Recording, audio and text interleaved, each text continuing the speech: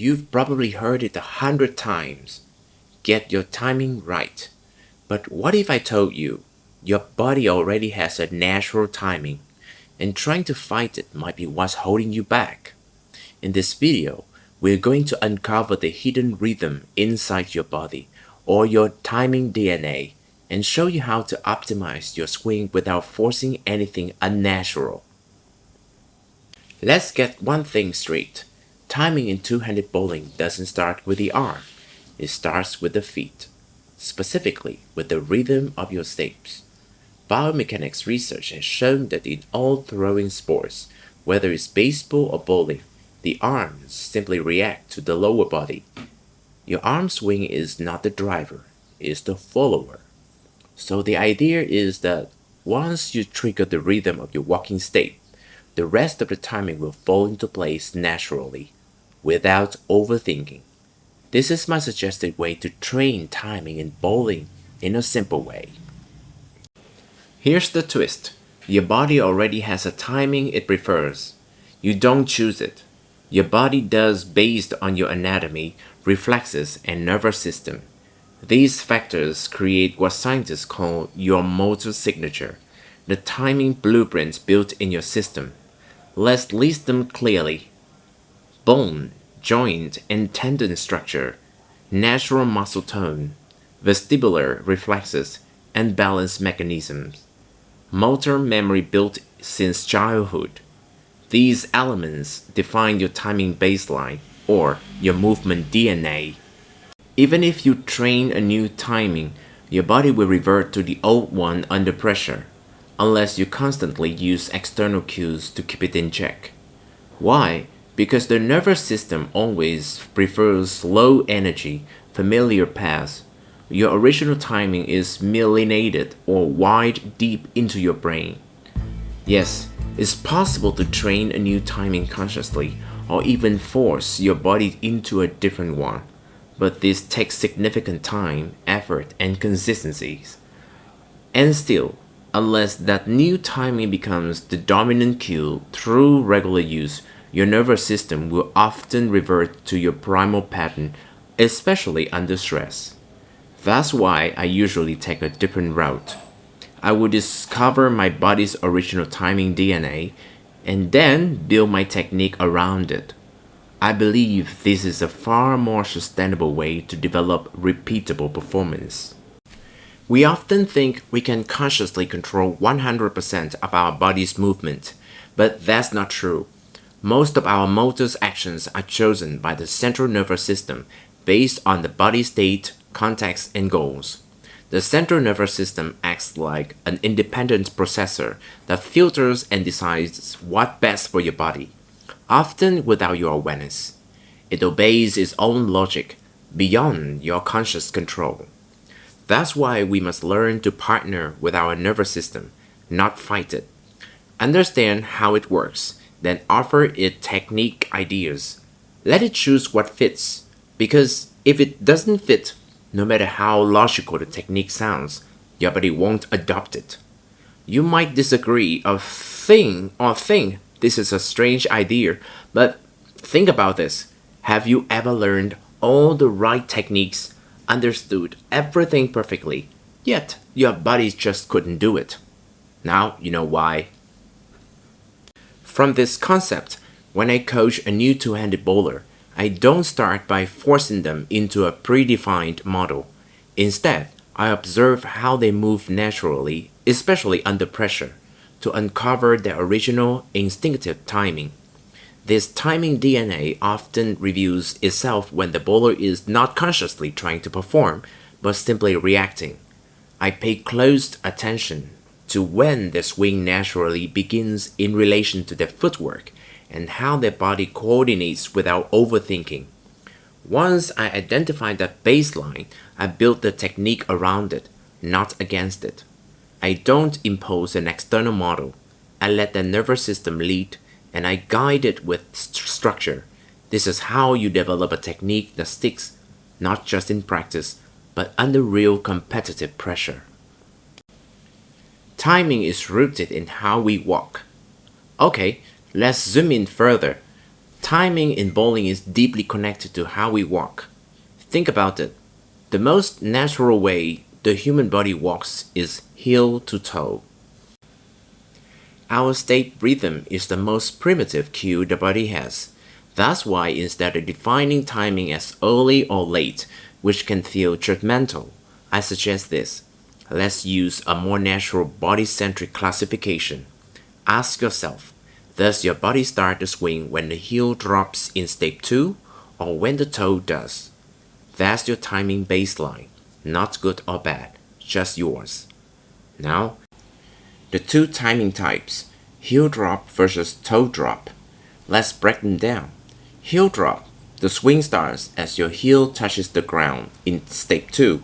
It's smooth, effortless, and often fits those with strong lower body control. Toe drop, the swing starts later, with or after the toe touches the ground. It's compact, powerful, and works for those with fast reflexes and flexible upper bodies. So, which timing are you? Let's find out. Answer these 5 quick questions. First, when do you naturally drop the ball? A. As your heel hits on step 2. B. As your toe hits or just after. Second question. Does your swing feel better when it A. Drops early during the glide. B. Drops later, near step 3. Number 3. Swing shape. A. Long and flowing. B. Short and tight. Question number 4. Under pressure, you often let go early and feel like things happen quickly. B. Hold back and feel like you are slightly chasing the ball. Question number 5. Step 3 feeling. A. Smooth and passive. B. Controlled from the upper body. Tally it up. A equals heel. B equals toe. If your answer is A or heel drop, plus 1 point for H or heel. If your answer is B or toe drop, plus 1 point for T or toe. Now add up your scores. If H is larger than T, you are a heel dropper. If T is larger than H, you are a toe dropper. If H equals T, you are in the middle. Try both and go with the one that feels easier to repeat. Build around your timing. Don't fight it. Here's the golden rule. Don't fight your timing. Optimize around it. If you are a heel dropper, build a longer swing path. Use strong leverage and let the feet guide your power. If you are a toe dropper, tighten your posture, shorten your swing, and sharpen your release. I don't believe one timing is better than the other. Each body has its own timing DNA. If every bowler discovers, respects, and enhances that natural timing or rhythm, repeatability will come faster. Don't copy someone else's timing style. It might work or it might completely clash with your system, and when pressure hits, your body will snap back to its original rhythm. That's why trying to imitate someone else's timing can be risky. If it fits your body, great. But if it doesn't, you will spend years wrestling with it.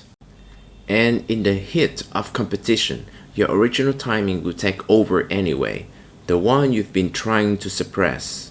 Practice. Enhance your heel to toe rhythm. Let's add a quick practice tip to help you reinforce your natural timing. During your daily walks or casual strolls, pay close attention to how your feet land. Enhance the heel to toe motion. Feel the heel touch, then smoothly roll to the toe. Keep the step small as your weight transfers from heel to toe. Notice how your other leg naturally swings forward. That's hip swing in action, not the trail leg push. The muscle responsible here, they are the glute muscle group, especially the glute medius and minimus. They quietly guide your step rhythm, the same rhythm that should show up in your bowling approach. So when practicing, especially step 1 and 2 in a 5-step approach or step 1 in a 4-step approach, consciously activate that heel to toe rhythm. This helps anchor the timing foundation for your entire body. You need a cue to activate this process. During practice, I use 1-2 drop for the 5-step approach and 1 drop for the 4-step approach. Drop means dropping the ball into the swing. If you are a heel dropper, the number corresponds to the moment your heel touches the ground. If you are a toe dropper, it corresponds to the moment your toe touches the ground. This simple cue is very effective in triggering the body's rhythm. With just a short time of practice, your nervous system can easily adapt because heel to toe was previously built deeply into your nervous system as an instinct. This is simply a review and reinforcement process for your nervous system. So, even when you stop using the cue, the rhythm runs automatically. That's essential when you take your technique into competition. And here's a bonus trick. Lift your foot just a bit higher, then swing it gently out to land heel first. This exaggeration helps sharpen your awareness of the heel contact. Do this regularly, and your body will naturally lock into the rhythm. Remember, timing isn't something you force, it's something you review, and when you bowl with your true rhythm, everything just clicks. So, are you a heel dropper or a toe dropper? Let me know in the comments. And if you want more tutorials that blend biomechanics and bowling, hit that subscribe button. Now, you've discovered the body's natural timing cue, the spark that activates the entire kinetic chain without overthinking. But timing is just the beginning.